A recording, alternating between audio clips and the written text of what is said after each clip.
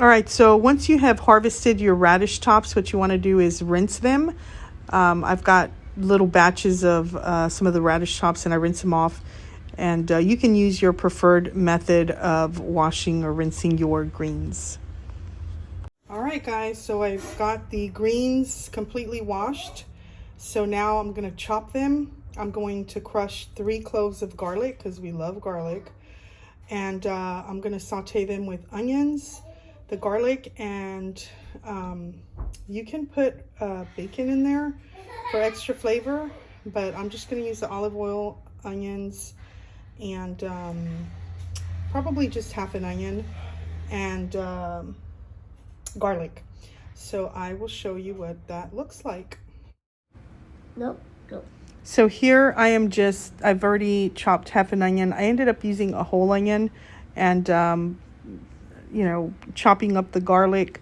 And what you want to do is chop up your not your collard greens, I'm sorry, your radish tops. And I chopped mine like half an inch wide. And then you'll saute it starting with obviously your oil, or you can put I ended up using 2 tablespoons of butter. And so you heat it up, and then you'll drop your onions and then garlic, and you'll go from there.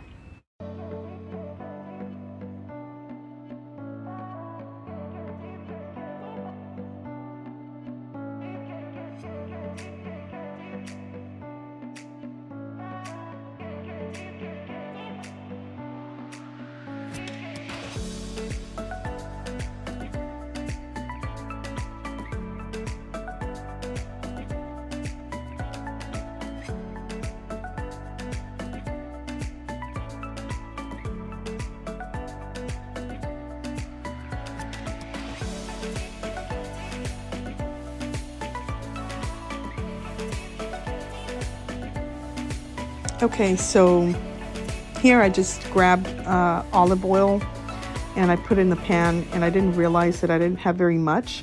I probably put about, I don't know, like 2 tablespoons in there.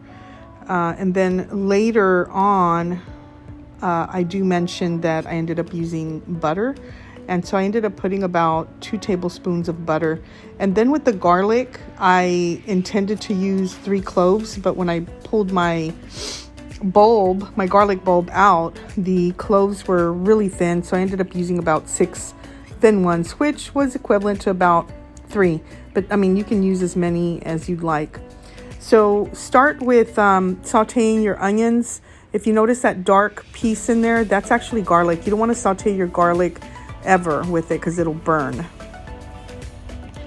So just saute your onions until they're at, the way you like them. Some people like them soft. I like them, a little crispy. And then you'll start adding your greens to that. So you'll start adding your greens once your onions are like a little translucent, or however firm you want them. Start adding your greens. You can put as many as you want because they cook down anyways. And then toward the end of the cooking process, you can add your salt and pepper to it. But just keep stirring them. Don't walk away. Keep stirring them, sauteing them so that they don't stick or burn or anything. And that's pretty much all you do until they cook all the way down and they're at the texture that you like.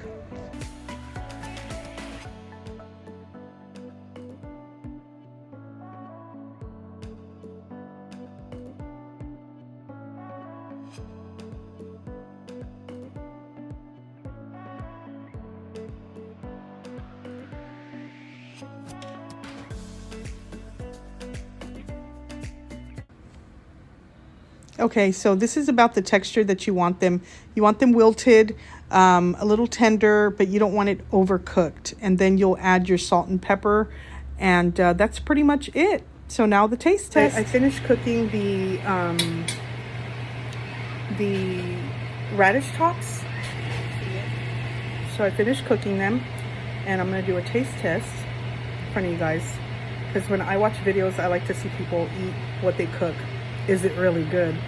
So what I ended up doing was I had to add about half of a tablespoon of sugar because it was very bitter. And that happens sometimes with radish tops, depending on when you harvest them or when you're planting them. They're not as bitter like when it's cold, but over here it's been between 85 to about 90 degrees, so it's still pretty warm. So they were bitter, but if you add about half a tablespoon of sugar, it takes it away. But here it goes. See that?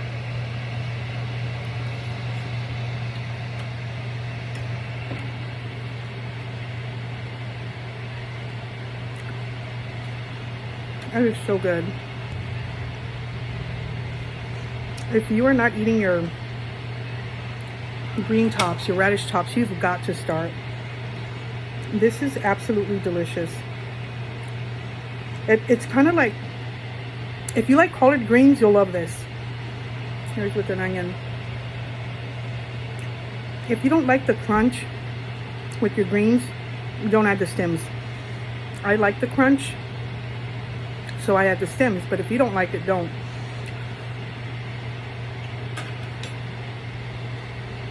You guys,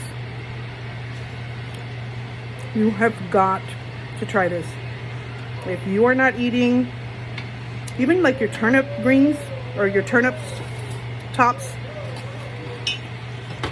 your beet tops, the beets, they're so good even raw by themselves. Radish tops, unless they're babies, you can't really eat it raw, because they've got they're kind of sharp, you know, like little spikes or something. But when you cook it, it is absolutely delicious. So I'm going to show you what it looks like one more time.